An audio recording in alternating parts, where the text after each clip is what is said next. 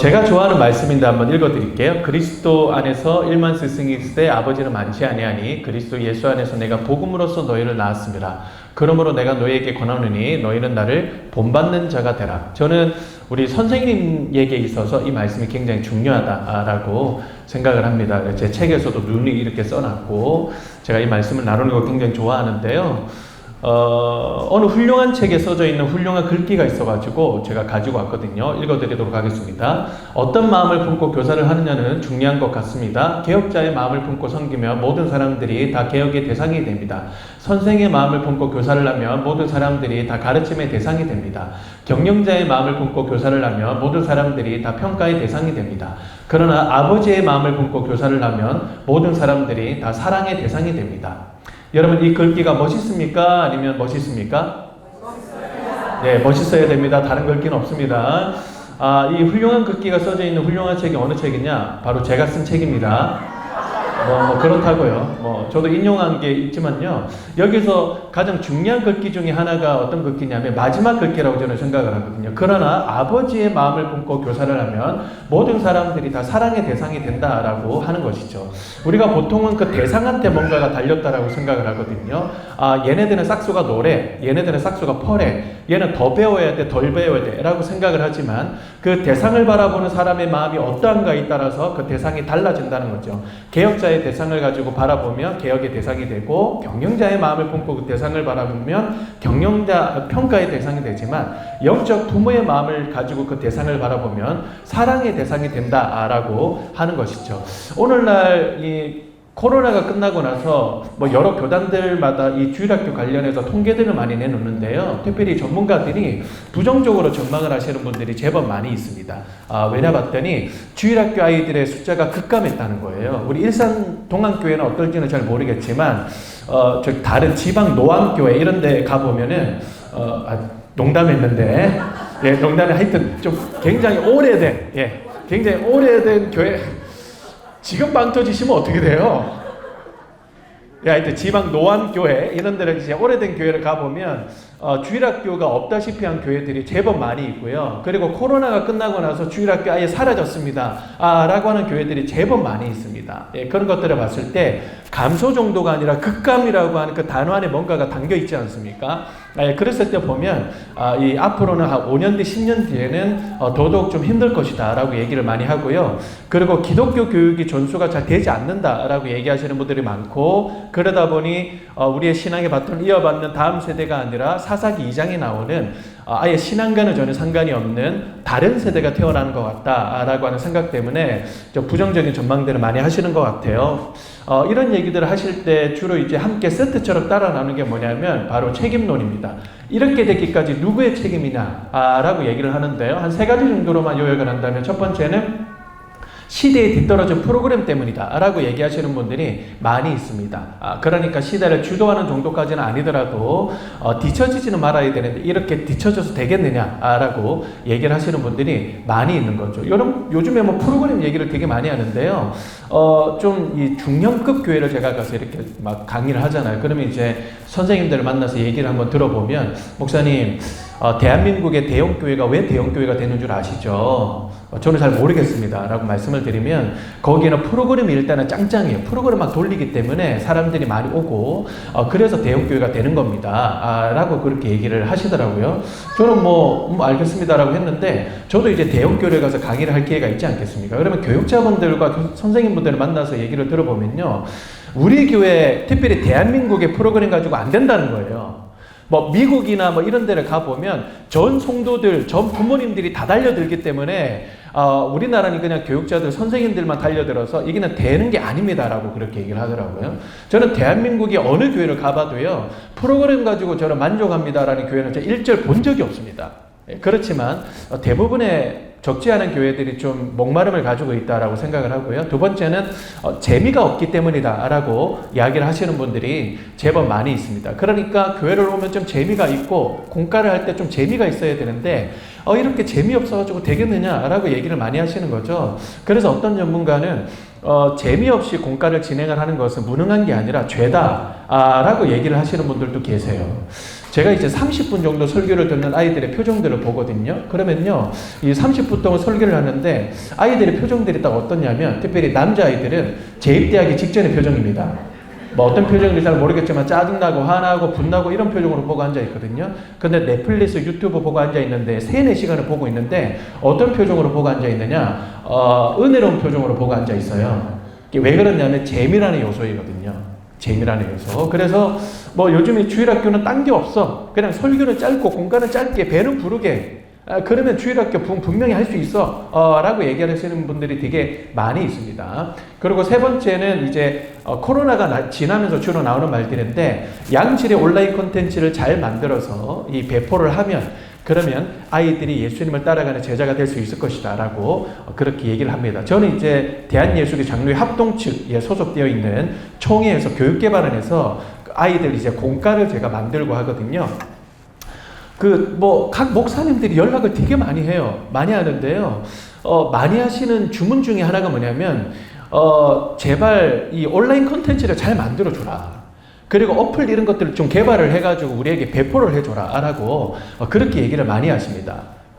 그래서 스트레스를 굉장히 많이 받아요. 그래서 교육개발원에 계시는 목사님들은요, 특별히 남자분들은 원형 탈모가 굉장히 많이 옵니다. 스트레스를 굉장히 많이 받으니까요. 제가 한번 질문을 던져드릴게요. 여러분, 주일학교의 진짜 위기라고 하는 것이 아이들의 숫자가 급감하고, 그리고 우리의 귀를 기울이지 않고, 그리고 다른 세대가 되어가는 것이 여러분 진짜 위기라고 생각하십니까? 좀 아리송하시죠? 그러면 제가 질문을 바꿔서요. 그러면 시대를 주도하는 프로그램을 아이들에게 선사를 하고 막 재미를 주고 뭐 양질의 온라인 콘텐츠를 만들어서 아이들에게 배포를 하면, 그러면 아이들은 진짜 예수님을 따르는 제자가 될 수 있겠네요? 애매할 때는 답을 하지 마라라는 교육을 혹시 받으셨습니까? 굉장히 애매한 질문이에요. 그런데요, 제 포인트는 이런 겁니다. 진짜 여러분 이게 위기라고 생각을 하시고, 그리고 진짜 저것만이 해답이라고 생각을 하십니까?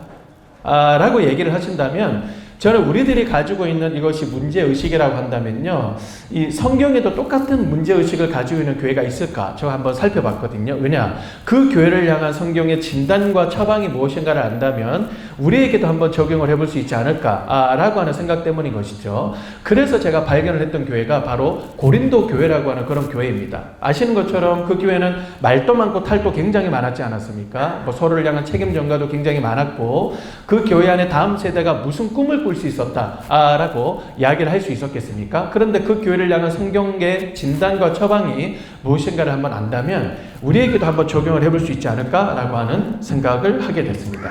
그래서 제가 아까 말씀을 읽어드렸잖아요. 여러분, 그 교회를 향한 진단이 뭐였습니까? 그 교회를 향한 진단은 바로 그거였어요. 그리스도 안에서 스승이 많았대요. 스승이 없었던 게 아니었습니다. 재미도 있고 프로그램도 있고 이렇게 적용을 한번 해볼 수 있겠죠. 그런데 뭐가 없다라고 얘기를 합니까? 영적 부모가 없다 라고 그렇게 얘기를 하고 있습니다. 그러나 그 교회를 향한 여러분 처방이 무엇이었습니까? 딱 한마디로 요약하면 영적 부모가 필요하다 라고 얘기를 하고 있는 것이죠. 그래서요, 우리들이 끊임없이 던져야 되는 질문 중에 하나가 저는 이거라고 생각합니다. 우리는 영혼들에게 1만 스승 중에 한 사람인가 아니면 영적 부모인가 라는 질문을요, 끊임없이 던져야 된다고 생각해요. 왜 그러냐면 하나님은 우리를 1만 스승 중에 한 사람, 그러니까 원 오브 댐이 아니라 딱 한 사람, 바로 영적 부모로 우리를 불러주셨기 때문이다 라고 저는 생각하기 때문이죠. 오늘날 참 여러 가지로 많이 힘들다라는 얘기를 되게 많이 합니다. 좀 어렵다라는 얘기를 되게 많이 하는데, 저도 참 피부에 많이 와닿거든요. 학교 앞에 가서 이렇게 전도를 할 기회들이 있는데요. 학교 안도 아니고 학교 밖에서 아이들에게 교회 나오고 전도를 하고 있었습니다. 그런데 갑자기 어떤 경찰차가 저 옆에 이렇게 쫙 손을 딱 내리더니 어떤 경찰분이 딱 내리시더라고요. 근데 그분의 덩치가 거의 마동석이었어요. 거의 진실의 방으로 저를 끌고 갈 것처럼 저를 째려보면서 이렇게 오시더라고요. 그런데 무전기에서 어떤 소리가 들리냐면 빠라바라 바라밤 이런 소리가 딱 들리더라고요. 그래서 위축이 딱 됐습니다. 째려보면서 저한테 딱 오시더니 저한테 뭐라고 그러셨냐? 선생님, 여기서 이러시면 안 됩니다. 라고 이렇게 얘기를 하시더라고요. 여러분, 여기에서 이러고 있는 건 뭡니까? 저는 목사고요. 학교 안도 아니고 학교 밖에서 교회 나라고 전도를 하고 있고, 우리나라는 종교의 자유가 있는 나라 아닙니까? 그런데 공권력이 와서 지금 이래라 저래라 하는 상황이에요. 그래서 저는 할 말은 하는 사람이거든요. 저기요, 저는 목사고요. 학교 밖에서 종교의 자유가 있는 나라에서 지금 아이들에게 교연하라고 얘기를 하고 있는데 공권력이 와서 지금 이래라 저래라 하시는 겁니까? 라고 얘기를 하려고 그랬습니다. 근데 그분이 뭐라고 그러시냐면 바로 어떤 분이 여기에서 전도를 한다고 민원을 놨다는 거예요. 그래서 자기는 여기 와서 얘기를 해야 될 의무가 있다는 거예요. 보고를 해야 되기 때문에. 그래서 제가 거기에서 더 얘기를 했다가는 이게 덕이 안 되겠다라고 생각이 돼서 죄송합니다 라고 말씀을 드리고 돌아서 나오는데요. 정말 심장이 얼어붙는 듯한 느낌이 들더라고요. 야, 이렇게까지 됐나? 이렇게까지 각박해졌나? 라고 그렇게 생각을 하니까요. 그날 저녁에는 제가 잠을 못 이뤘습니다. 참 이제 어려운 시간들을 지나간다라고 이야기들을 되게 많이 하는데 특별히 제가 조금 더 피부에 와닿는 건 뭐냐면 저희 와이프가 그 푸른 나무 재단이라고 하는 어느 단체에서 일을 하고 있거든요. 아시는 분들은 아시겠지만 학교 폭력 관련 기관입니다. 그 대표님이 유퀴즈에도 나오시고 굉장히 좀 슬픔을 가지고 계시는 분이었죠. 그래서 우리나라의 학교 폭력이라는 단어를 제일 처음으로 만드셨던 그런 분이신데 코로나가 딱 지나고 나서 학생들이 이제 전화를 해서 많이 물어본대요. 부모님들이 전화를 해서 많이 물어본대요. 선생님들도. 어떤 거를 물어보시냐면 애들이 이런 거예요. 그러니까 제가 교실에서 성경을 읽다가 아이들이 뭐 이런저런 그 얘기를 했는데 제가 성경을 읽는다는 이유만으로 큐티를 한다는 이유만으로 그리고 교회 다닌다는 이유만으로 아이들이 저를 왕따를 시킵니다. 저를 조롱합니다. 그리고 SNS나 이런 데서 이 표적으로 해가지고 저를 조롱합니다. 이게 다른 애들은 잘 모르는데 자기는 알만한 그런 내용 있잖아요. 이게 학교 폭력입니까? 아닙니까? 라고 물어보는 그런 비율들이 부쩍 늘었다는 거예요. 부쩍. 말도 되지 않을 정도로.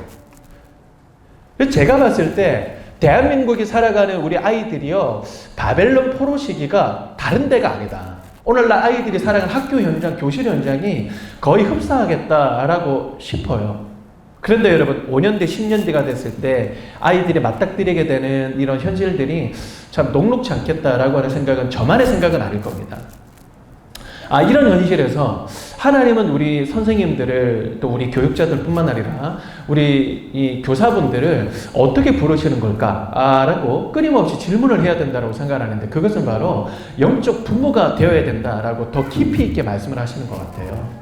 그래서 우리 앞에 나오는 글자를 다 같이 한번 읽어볼까요? 시작. 하나님 나라 일꾼은 영적 품으로부터. 하나님 나라 일꾼은 바로 영적 품으로부터 태어난다 라고 생각을 해요. 제가 어렸을 때 다녔던 제 모교회는요 좀 여러모로 레전드 교회로 꼽히는 그런 교회이거든요. 주일학교 아이들이 재접수가 아니라 출석수가 한 2만 명에 달했습니다. 주일학교 아이들이 2만 명이 교회를 나오는 거예요. 기네스북에까지 오르고 막 그랬거든요. 대로변에 있는 그런 교회이기 때문에 아이들이 대로를 막 건너서 교회로 오지 않습니까? 그러면요 녹색 어머니처럼 깃발을 들고 내리는 분들만 해도 100분이 넘으셨던 걸로 저는 기억을 하고 탐방을 굉장히 많이 다녔어요. 그래서 제가 이제 한 20년 또 훨씬 지나기 전에 제가 신학교로 왔기 때문에 그때 탐방을 전사님들이 많이 다니시더라고요. 그래서 저한테 얘기를 하시죠. 전사님 그 교회 출신이시죠? 이번에 그 교회 가는데요. 너무 기대됩니다. 갔다 와서 어떤 교회인지 꼭 말씀해 드릴게요. 기대하는 마음으로 서울에서 부산까지 내려가거든요. 그럼 내려갔다 올라오시는 분들의 피드백이 어떠냐면 한 10분 중에 7, 8분이 끔찍했다라고 얘기를 해요. 그리고 시간이 아까웠다, 차비가 아까웠다라고 그렇게 얘기를 하는 거죠. 그러니까 별점으로 치면 5개가 만점이라 친다면 별 1개도 아까웠다. 마이너스가 어떤 게 이렇게 아까웠다라고 싶을 정도로 완전히 악평을 쏟아붓는 분들이 제법 많았습니다. 그러면 저는요, 이제 이유를 따져 묻지 않고 고개를 끄덕이는 거죠. 왜냐하면 제가 어렸을 때만 해도 그 교회 하면 끔찍한 것이 굉장히 많았거든요. 그 교회를 딱 들어서잖아요, 정문에. 그러면 검은 원피스를 입고 계시는 여전도사님들이 한 줄에 딱 도열해 계세요. 그럼 한 손에는 뭐를 들고 계시냐면 자를 들고 계시는 거예요. 여러분 이분들이 뭐를 하실까요? 요즘에 그랬다가 해외 토픽감일 텐데 이번에 뭐를 하시냐? 들어오시는 여성분들의 치마 길이를 재셨습니다. 무릎 위로 몇 센치가 올라오잖아요. 그러면 바로 부르릉이 떨어지셨어요. 집사님 바지 갈아입고 올 거예요? 아니면 지옥 갈 거예요? 막 이렇게 해서 얘기를 하시죠. 그럼 예 바지 갈아입고 오겠습니다 라고 집으로 가시는 분 반. 어떤 분은 제가 집에 한 2시간 걸립니다. 예배를 못 드릴 것 같아요. 그럼 사무실로 가보세요. 바지 쌓여 있으니까. 바지가 대기해 있는 거예요. 그러면요 늦게 가면 늦게 갈수록 어떤 역사가 일어날까요? 황금 사이즈가 없는 거예요. 황금 사이즈가. 그러면요, 막 이렇게 질질 끌고 올라가시거나 막 이 허리를 막 짜매가지고 올라가시고 막 그러는 분들이 거의 반이었습니다. 그 여전도사님 중에 한 분이 저희 어머니셨거든요. 예, 저 어렸을 때 생각하면 자로 굉장히 많이 맞았어요. 예, 굉장히 많이 맞고. 그리고 본당에 딱 올라오잖아요. 표정이 왜 그러세요? 이단 아니에요. 예, 굉장히 보수적인 교회입니다. 자, 강대상을 중심으로 해서 장의자가 딱 반으로 갈려 있습니다. 뭘로 반으로 딱 갈려 있을까요? 알고 계시네요. 남성석, 여성석이 따로 분리가 되어 있었습니다. 남녀 7세 부동석이라고 해가지고 여러분 그 기독교 아니에요. 유교입니다. 그런데 이제 옛 어르신들의 정신을 이어받자라고 해가지고 남자는 무성석 남성석에만, 여자는 무조건 여성석에만 앉았어야 됐습니다. 그럼 딱 뒤에서 보잖아요. 그럼 딱 반으로 갈려 있는 거예요. 그래서 저희 어렸을 때는 야 이거는 이 홍해의 기적이다라고 그렇게 이야기를 했었거든요. 딱 반은 여성분, 반은 남성분. 사랑하는 부부가 아무리 손을 잡고 올라와서 이 예배당에 앉아 있어도요, 예배 시간만큼은 따로 떨어져서 앉아야 되는 거예요. 여러분 아시는 것처럼 이 자리는 별로 없는데 사람이 많을 때는 바로 옆자리에 앉을 수가 없잖아요. 어떤 분은 대각선 제일 앞에, 어떤 분은 대각선 제일 끝에 앉아야 되잖아요. 그래서 제가 어렸을 때는 긍휼의 마음으로 바라봤거든요. 아무리 교회라도 사랑하는 부부를 예배 시간에 저렇게 떨어뜨리면 되나? 라고 생각을 했는데, 제가 결혼을 하고 한번 생각을 해보니까 꼭 그게 나쁜 건 아니었겠다. 오늘날에 한번 적용을 해봐도 괜찮겠다. 왜냐하면 옆에 있는 남편분들이 갈굼을 굉장히 많이 당하시더라고요. 요즘에 보니까. 졸지 좀 마세요! 예?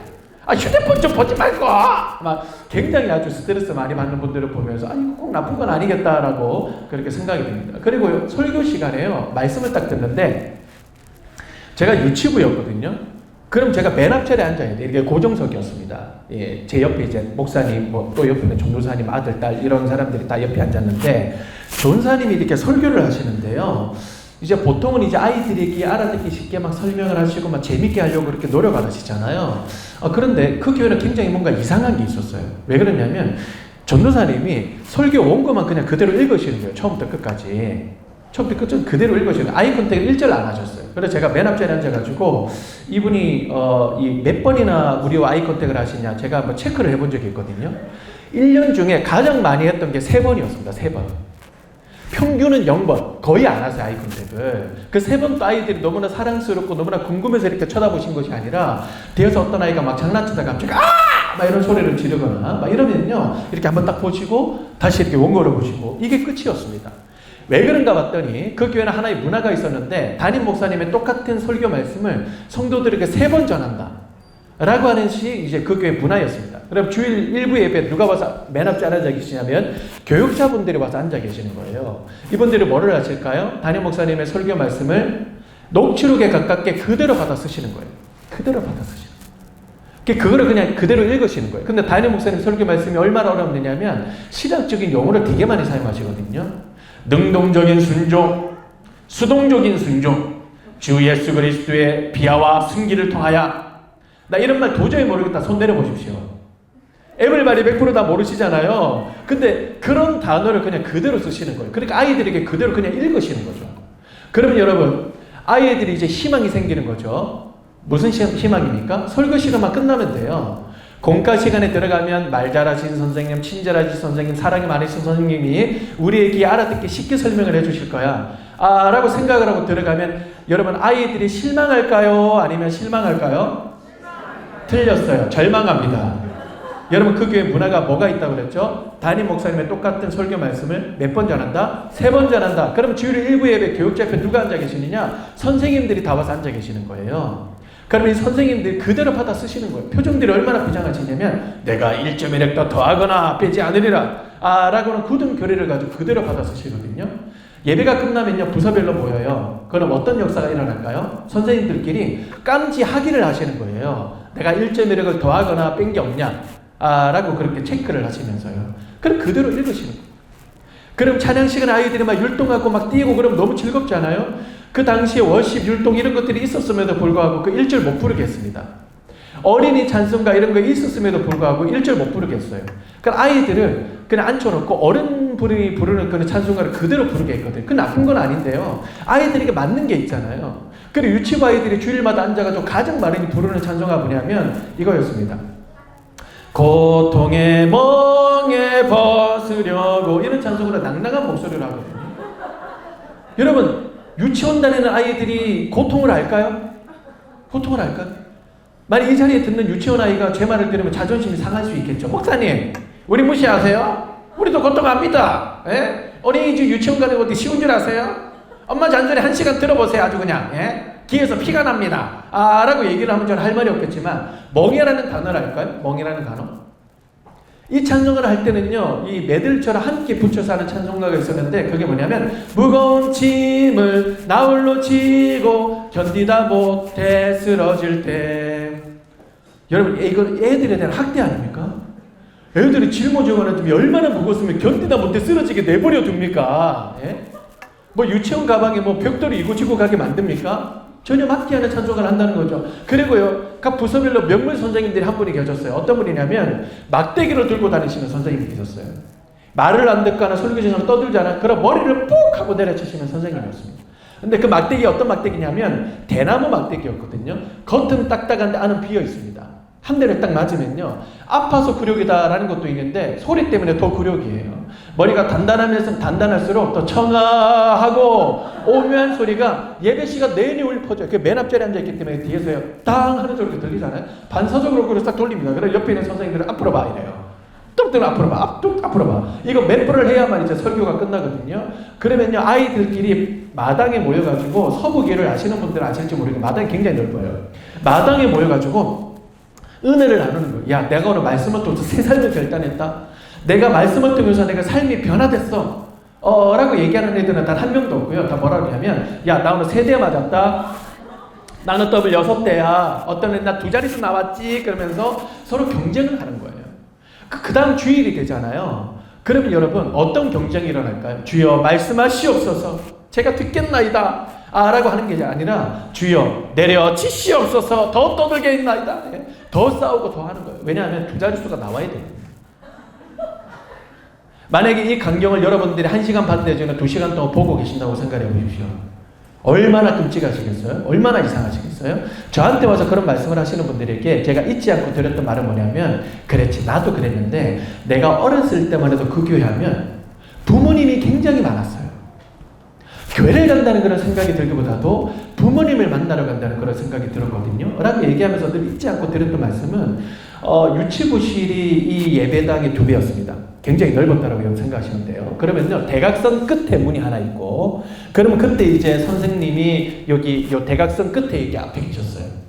그럼 문을 열고 빼꼼 딱 들어가잖아요. 그러면요, 대각선 끝에 계신 그때 당시만 해도 대학교 1학년 여선생님이었습니다. 그 선생님이 호다다닥 뛰어오십니다. 호다닥 뛰어오셨고, 그래서 제 손을 꼭 붙드세요. 여러분 이게 뭐예요?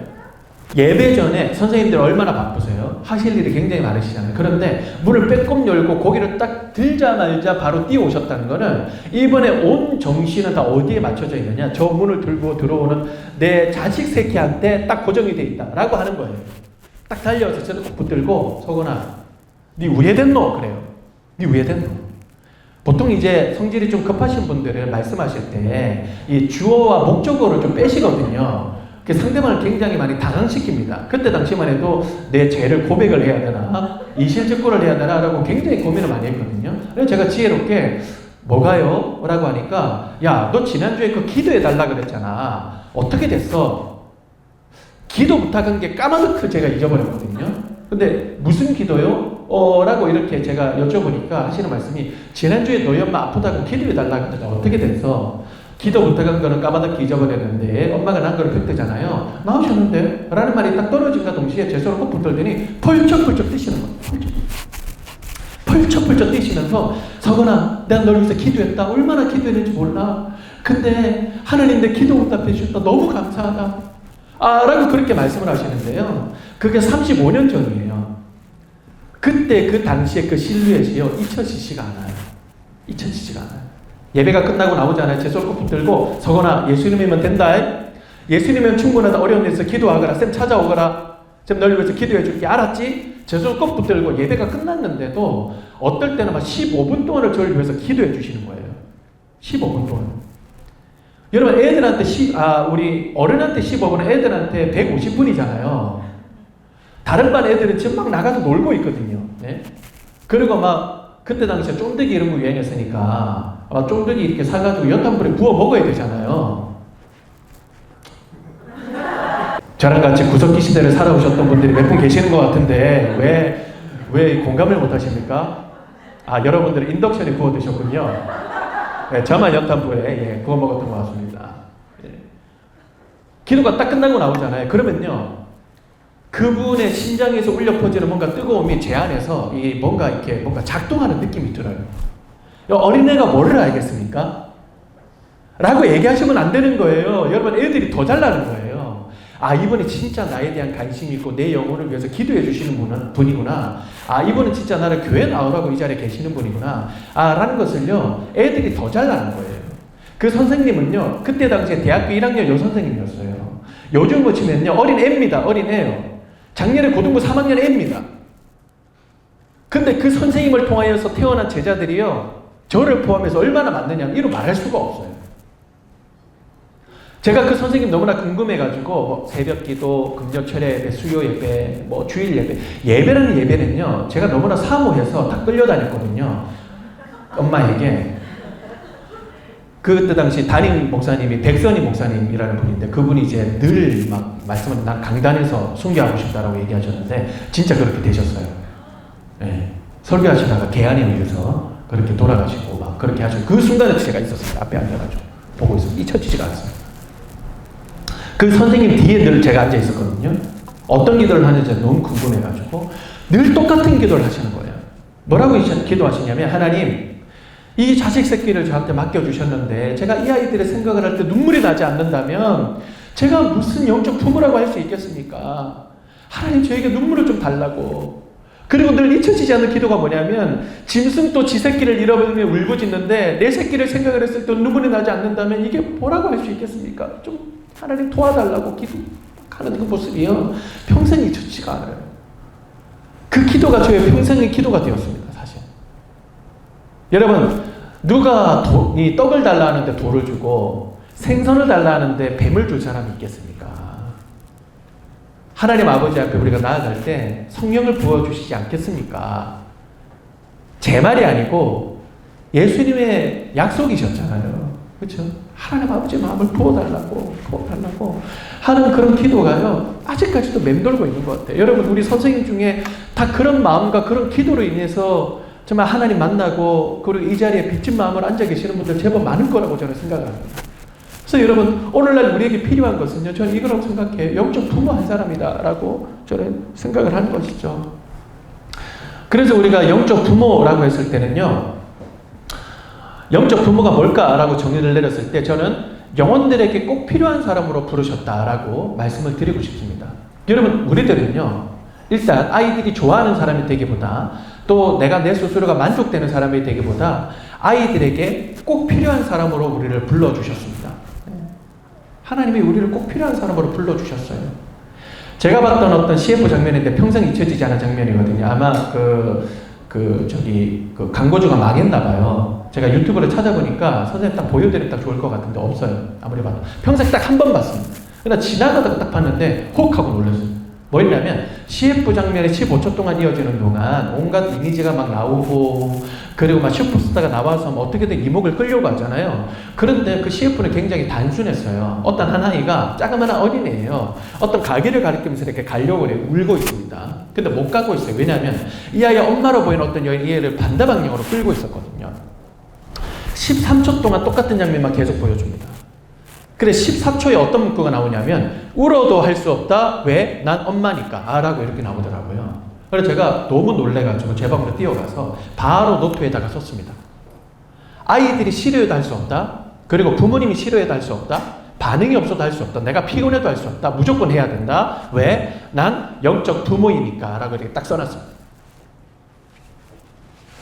제가 지금까지 사역을 해오면서요, 참 어려운 일이 많았던 것 같아요. 아이들에게 뒷담 까이기도 하고, 부모님한테 앞담 까이기도 하고, 그리고 어떨 때는 야, 도망가고 싶다라고 싶을 마음으로 진짜 백인님을 눈물로 많이 적시기도 하고. 왜냐하면 저는 이제 설교를, 왜냐하면 이렇게 사역을요, 하여튼 좀 좌충우돌식으로 했던 것 같아요. 막 열정은 넘쳐가지고 이렇게 해야 됩니다 막 이랬는데 실수도 많고 실패도 굉장히 많고 이러다 보니까요 굉장히 많이 힘들었던 것 같아요. 제가 주일학교 사역을 한 7년 가까이 이렇게 해오면서 너무 힘들었습니다. 어려울 때 너무나 많았고 그랬는데 정말 어느 중간 이후부터는요 제 스스로를 이렇게 세웠던 힘은 뭐냐면 울어도 할 수 없다, 치료해도 할 수 없다, 반응이 없어도 할 수 없다. 왜? 난 영적 부모이니까 라고 하는 마음이요 제 마음속에 어떤 작동되는 그런 느낌이 딱 들더라고요. 제가 이제 CGN TV라고 하는 곳에서 PD님이 저를 찾아오셨어요.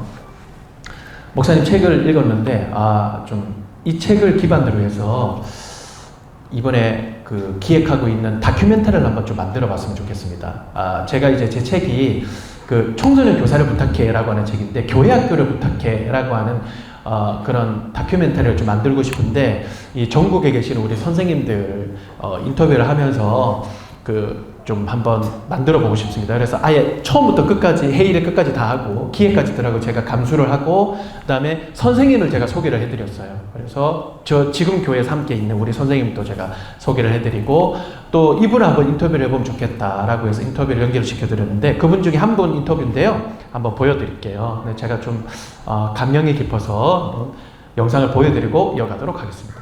전체 불을 한번 꺼주셔도 좋을 것 같습니다. 예.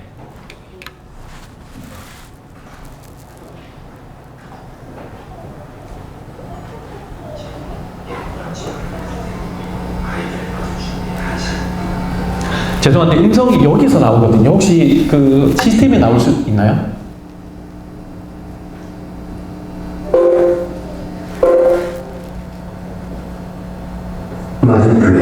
네, 해보겠습니다.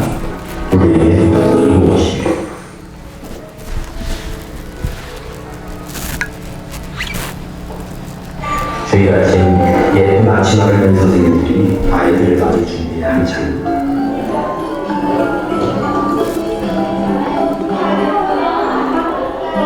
4세, 5세 어린이들을 위한 유아부 예배.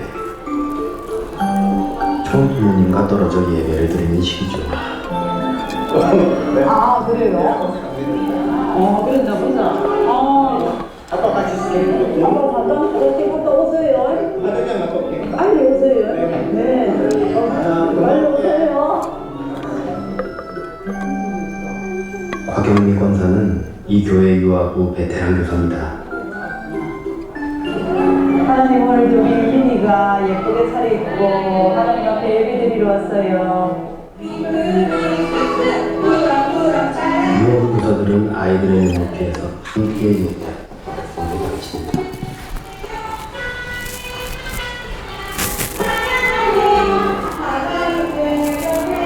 곽영미 선생님은 19년째 아이들을 섬기고 있죠.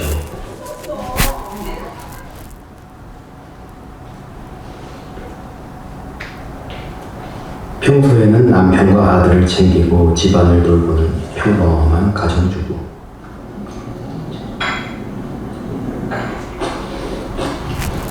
사실 그녀가 오랜 시간 유아부에 헌신할 수 있었던 데는 특별한 이유가 있었습니다.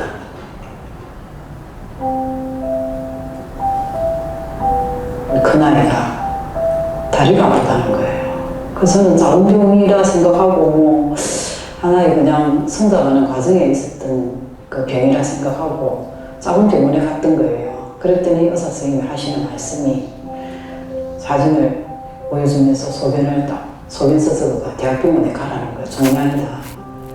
뼈암, 골육종. 가장 그 암이 독한 암이다더라. 첫째 딸 소연이는 밝고 건강한 15살 소녀였습니다. 하지만 갑작스러운 암발병으로 소연이와 가족의 평온했던 일상은 한순간에 무너졌죠. 고통이 심해가지고 계속 진통제를 달라고 할 때, 밤낮으로 달라고 소리를 지를 때 하나님 어디 계시노? 하나님 계시면 내가 15살까지 살았는 내가 무슨 죄가 많다고 이런 병을 겪어야 되나? 투병을 이어가던 소연이는 결국 하나님 품으로 떠났습니다.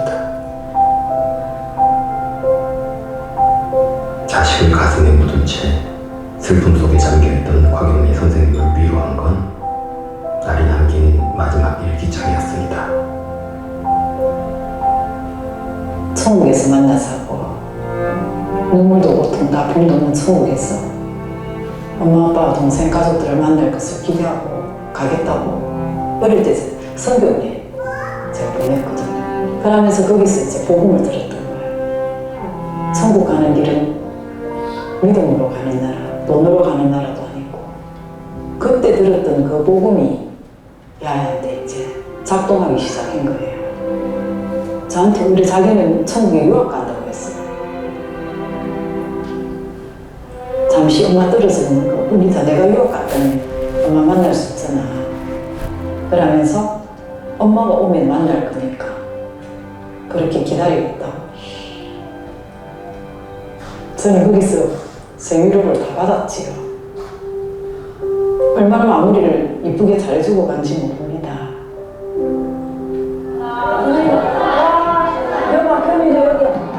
아직 말도 잘 통하지 않은 어린아이들에게 복음을 가르치는 것이 과연 효과가 있을까 의문을 가지는 사람들도 있을 겁니다. 저 생각 들 거야. 자, 이게 뭐야, 이거? 이거. 아까 우리 전도사 얘기 뭐였어? 물이 있어, 없어? 물이 없지? 하지만 이해하지 못하는 것 같아도 아이들은 다 듣고 기억한다는 것. 그리고 천국의 소망은 어른아이 할 것 없이 모두에게 있어야 한다는 걸 그녀는 누구보다 잘 알고 있죠.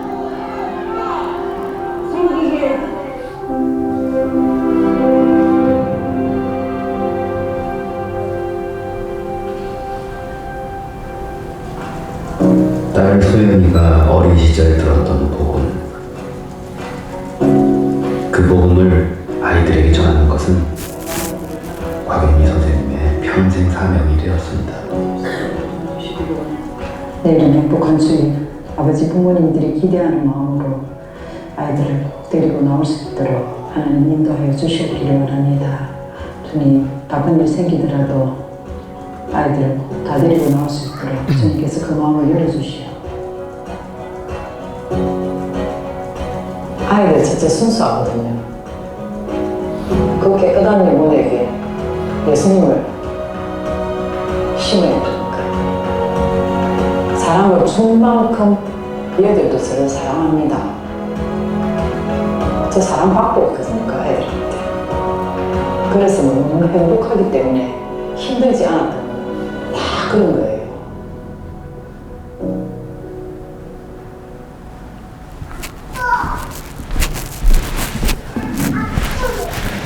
이 선생님이 17년 동안 이렇게 교사 사역을 이어오셨던 것은 17년 전에 있었던 그 일로 이 선생님이 이렇게 이어오셨다라는 고백이었습니다.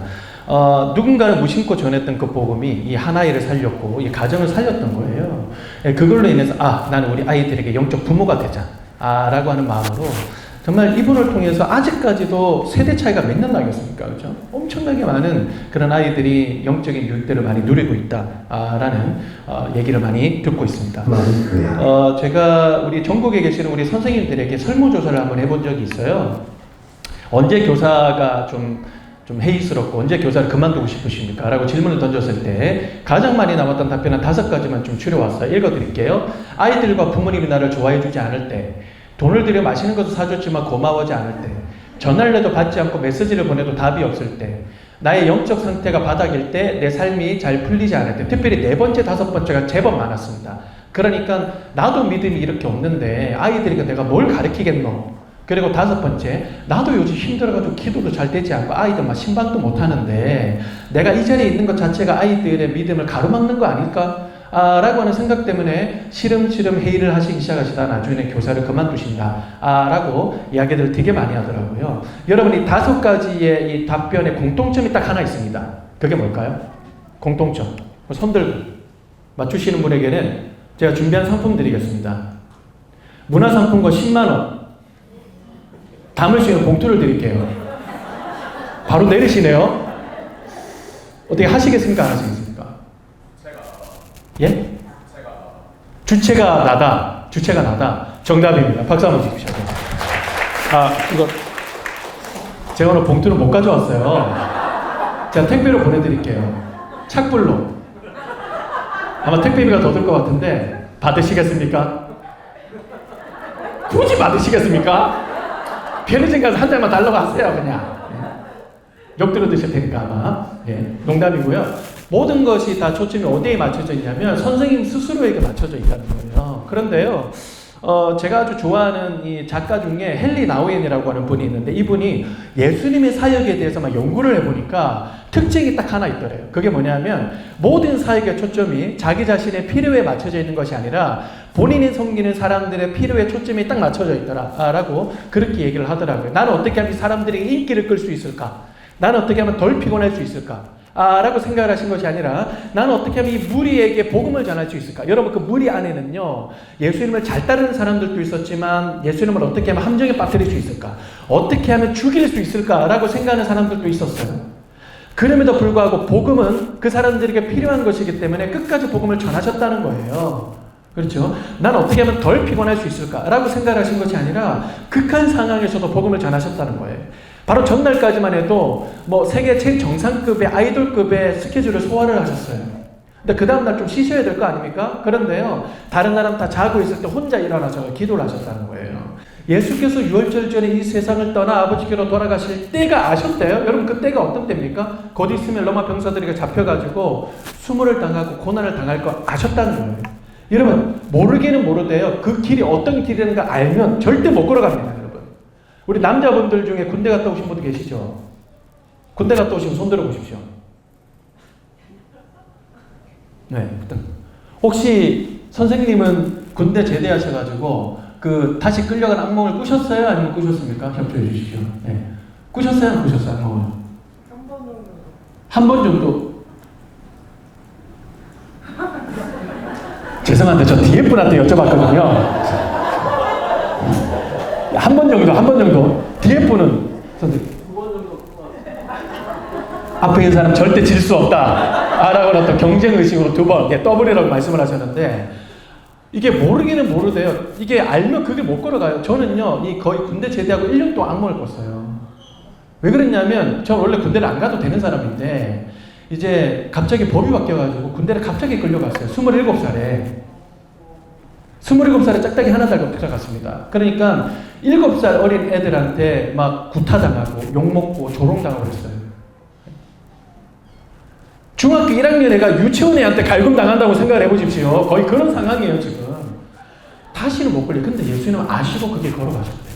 자기 사람들을 사랑하셨대요. 어떤 사람들입니까? 다 자기 말 잘 듣는 사람들이었습니까? 다 자기를 잘 따르는 사람들이고 의리 있는 사람들이었어요. 좁혀보면 제자들이라고 할 수 있으면요, 그 제자들 다 도망갈 사람들이고, 한 사람 자기 팔아넘길 사람이고, 한 사람은 자기를 부인하고 조주까지 할 사람이잖아요. 끝까지 사랑하셨대요.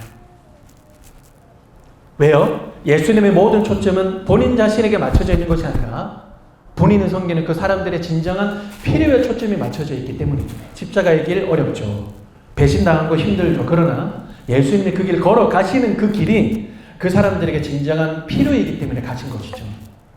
그래서 여러분 예수님이 기도하실 때 요한복음 17장 이후로 나오는 기도 한번 읽어보십시오. 거기 어디 아이고 무섭습니다. 제자들이 나에게 의리가 없습니다라고 얘기하는 구절이 거의 하나도 없고요. 다 어디에 초점이 맞춰져 있어요? 제자들을 위한 기도로 다 초점이 맞춰져 있잖아요. 하나님, 저는 이 세상을 떠나 아버지께로 갑니다. 그러나 이 세상에 남아있는 이들을 위하여 비우니 그들을 진리로 거룩하게 하옵소서. 아버지의 말씀은 진리니이다. 모든 초점이 다 어디에 맞춰져 있습니까? 본인의 섬기는 그 영혼들의 진정한 필요에 초점이 맞춰져 있잖아요. 여러분, 교사의 영광이 무엇인 줄 아십니까? 교사의 영광은요, 예수님이 걸어가셨던 그 길과 다르지 않다는 거예요. 교사의 길이. 예수님이 걸어가셨던 길을 우리는 함께 뒤따라 간다는 거예요. 여러분 얼마나 영광스럽습니까? 저는 가끔씩 생각하면요, 심장이 뛰어가지고 잠이 안 와요. 우와, 세상에 나 같은 놈을 예수님 걸어가셨던 그 영광의 길을 걸어갈 수 있도록 초대를 하신다니, 이거 여러분 얼마나 영광스러운 길입니까? 얼마나 영광스러운 길입니까? 그래 가끔씩 보면요, 우리 선생님 얼마나 수고가 많으십니까? 헌신이 대단하십니다. 라고 말씀을 하시는 분들이 계시는데, 저도 가끔씩 그런 얘기를 합니다만은, 그런데요, 여러분 얼마나 대단합니까? 얼마나 부럽습니까? 정말. 예? 천사들이 정말 부러워하는 일을 연약한 우리를 부르셔서 이 일을 사용하신다는 것이 여러분 얼마나 감사한 일입니까? 라고 그렇게 말씀을 드리고 싶어요. 그래서 제가 감히 부탁을 드리는 것은 선생님 여러분들, 우리 아이들에게 꼭 필요한 사람이 되어 주십시오. 꼭 필요한 사람이 되어 주십시오. 여러분 교사를 하시면서 반아이 한 명 한 명 내가 만나면서 이 아이에게 내가 복음을 전하겠다. 마음속으로 한번 손들어 보십시오. 여러분 이제까지 교사를 하시면서 반아이 한 명 한 명마다 내가 밥을 사 먹이면서 아니면 어떻게든 꼬셔서라도 내가 이 아이들에게 단 5분이라도 내가 복음을 전했다라고 하는 분, 마음속으로 손들어 보십시오. 뭐 드신 분들도 계시고 안 드신 분들도 계실 텐데요. 우리에게 맡겨진 이 아이들에게 예수 그리스도의 그 복음을 전할 수 있다는 것, 얼마나 대단한 일입니까? 그렇죠? 어떤 분이 이런 얘기를 했습니다. 예수 그리스도께서 우리를 위하여 죽으시고 이 땅에 오신 것이 사실이라면 우리가 그리스도를 위하여 하는 일 중에 아까운 것이 하나도 없다. 복음은 사실입니다. 복음은 사람 살립니다. 아이들에게 필요합니다. 아이들에게 복음을 전해주시고 아이들을 울어주십시오. 여러분 그것이 우리의 영광입니다. 그래서 조금 지나가서요. 우리가 영적 부모로서 서기 위해서는 조건이 하나 있습니다. 그게 뭐냐면 다 같이 한번 읽어볼게요. 밑에 시작.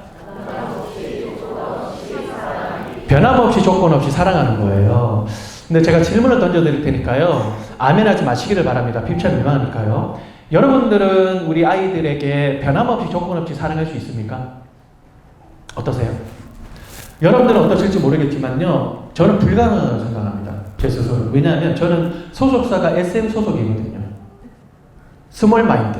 굉장히 마음이 소심합니다. 어느 때는 막 천하를 품을 것처럼 마음이 넓다가도 어느 때는 바늘 하나 꽂을 때 없을 만큼 소심해지는 게 제 마음이거든요.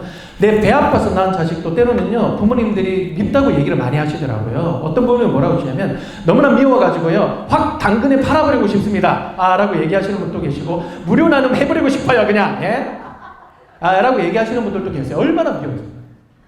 여러분, 피 한 방울 섞이지 않는 사람을 변함없이 조건 없이 사랑한다고요? 저는 불가능하다고 말씀드리고 싶어요. 딜레마잖아요. 목사님, 영적 부모가 되기 위해서는 변함없이 조건 없이 사랑해야 된다면서요. 근데 이게 안 된다면 이게 어떻게 이해를 해야 됩니까?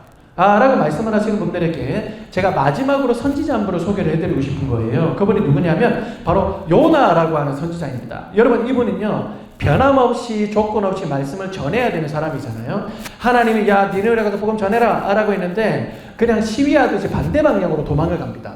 이게 뭐냐면 말이 안 됩니다. 하나님 어떻게 그 사람들에게 복음을 전합니까? 그 사람들은 멸망해야 되는 사람입니다. 라고 아마 생각을 했던 것 같아요. 왜냐? 그 사람들은 잔인하기로 유명한 사람들이었고 자기 나라나 민족 사람들을 괴롭혔던 사람들이거든요. 그러니까 멸망해야 될 사람입니다. 라고 생각하면서 시위하듯이 반대 방향으로 도망간 거예요. 하나님께 잡혀가지고 직살나게 고생을 하고 니느웨 성으로 끌려와서 거기서 복음을 전했죠.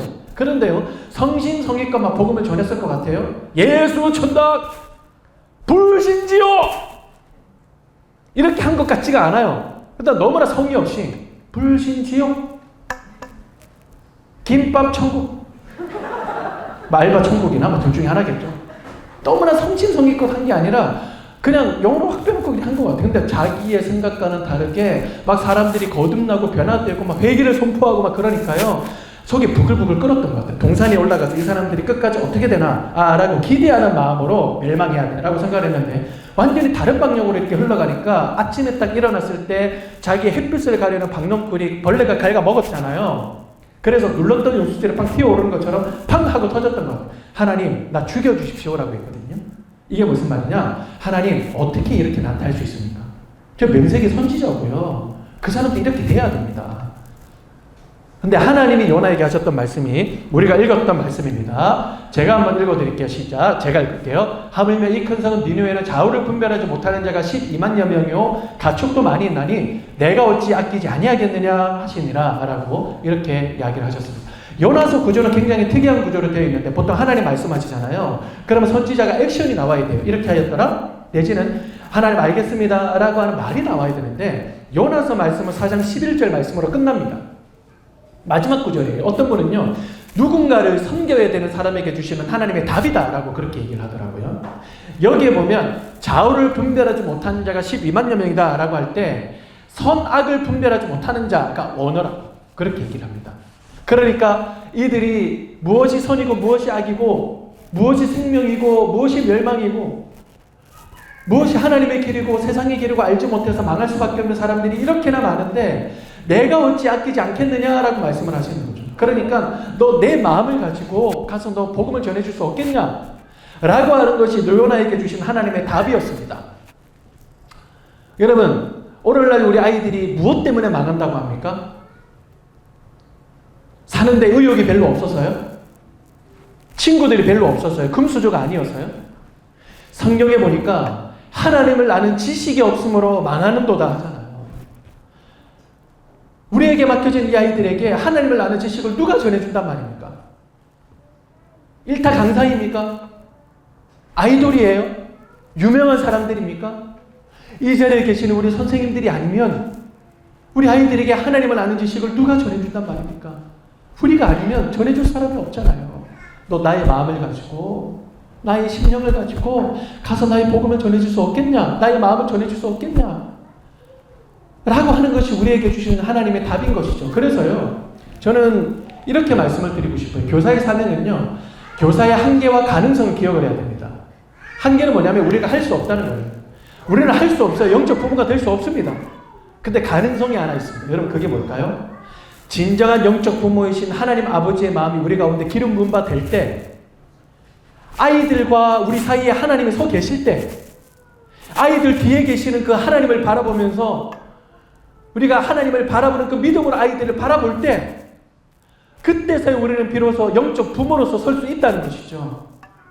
그래서 여러분, 하나님 아버지의 마음을 부어주십시오 라고 하는 기도는요, 연초 캠프를 앞두고 아니면 성경학교를 앞두고 수련을 앞두고 그리고 연말 연례 행사를 그냥 드리는 기도가 아니라 매 주마다 아이들 만나기 직전 신방할 때마다, 죄송한데 제가 말씀이 다 안 끝났는데 광고를 보여주시면 저만 저한테만 보여주세요. 빨리 끝내라고 말씀하시는 메시지인 것 같아요. 저기는 지금 보세요. 저기 광고라고 써져 있잖아요. 저 너무 놀랐어요, 지금. 예. 하여튼 제 마음을 다 잡고. 여러분, 우리가 그 마음을 구할 때요. 우리가 그 마음을 구할 때 아이들에게 그 마음이 흘러간다는 거예요. 흘러간다는 거예요. 어느 전도사님이 저를 찾아오셔가지고, 목사님, 이런저런 어떠합니까? 라고 그렇게 얘기를 하시더라고요. 그래서 너무 힘드신가 봐요. 아이들과 부모님을 대하는 게 너무 힘드신가 봐요. 그래서 이런저런 말씀을 드렸는데 마지막에 딱 질문을 드리더라고요. 목사님처럼 주일학교 사역 오래 하면 아이들과 부모님 만나는 게 좀 수월해집니까? 라고 물어보시더라고요. 수월해지죠. 수월해지죠. 그런데 그 순간이 가장 위험한 순간이 될 겁니다. 하나님 마음이 없어도 아무런 불편한 마음이 없는 그 순간이 가장 위험한 순간일 겁니다. 아무런 역사가 일어나지 않을 거거든요. 하나님 마음 죽어라고 구하십시오. 그러면 하나님 일하시는 것을 보게 될 겁니다. 라고 그렇게 말씀을 드렸어요. 이제는 진짜 마무리하려고 하는데요. 이 자리에는 하나님 마음 부어주신 분들이 계실 겁니다. 그러면요, 계속 교사를 하시면 돼요. 근데 이 자리에는 주셨는지 안 주셨는지 아르송하신 분들도 계시고, 안 주셨는데요? 라고 말씀하고 싶으신 분들도 계실 거예요. 그러면요, 제가 남의 교회 와서 제가 감히 드릴 말씀은 아닙니다만은, 이번 기회에 획기적으로 계속 교사를 하시면 돼요. 그냥 하시는 것이 아니라, 혈루증 여인이 예수님 옷자락을 한번 만져보겠다라고 하는 그런 절박한 심정으로 하나님 아버지의 마음을 한번 구해보시라고요. 하나님 앞에 나아가 보시라고요. 하나님께서 그 마음을 우리에게 부어주셔서 영적 부모로서 우리를 귀하게 사용하실 줄로 믿습니다. 기도하겠습니다. 하나님, 10년 전, 오래전에 비하면 우리 한국교회는 너무나 많은 재정과 그리고 너무나 많은 기술과 그리고 자료들과 시설들이 있지만 오늘날 아이들은 참 힘들다라는 얘기들을 합니다. 하나님, 일만 스승이 아니라 영적 부모로 불러주셨음을 믿습니다. 하나님, 우리 각 사람들이 아이들에게 영적 부모가 되게 하여 주셔서 아이들을 바라볼 때 물게 하여 주시고 정말 불쌍히 여기는 마음을 부어주시고 긍휼의 마음을 부어주시고 무엇보다도 안타까운 마음을 부어주셔서 하나님 우리를 통하여서 아이들에게 하나님 아버지의 마음이 흘러갈 수 있도록 그래 그들이 하나님 아버지를 만날 수 있도록 도와주시옵소서. 하나님 그러기 위해서는 우리 선생님들부터 먼저 하나님의 은혜가 필요합니다. 하나님 아시지 않습니까? 우리 얼마나 연약하고 때로는 얼마나 많이 무너지고 얼마나 많이 하나님의 은혜가 필요한지 하나님 아시지 않습니까? 하나님 우리에게 하나님의 은혜를 폭포수와 같이 주님 부어주셔서 하나님의 마음으로 충만하여 수건을 지어 짜내는 수고가 아니라 하나님의 은혜의 샘물에서 그 샘물이 터져나가는 은혜가 우리 각 사람들과 우리 부서들마다 하나님 우리 교회 가운데 일어날 수 있도록 역사하여 주시옵소서. 감사를 드리며 이 모든 것을 예수님의 이름으로 기도합니다.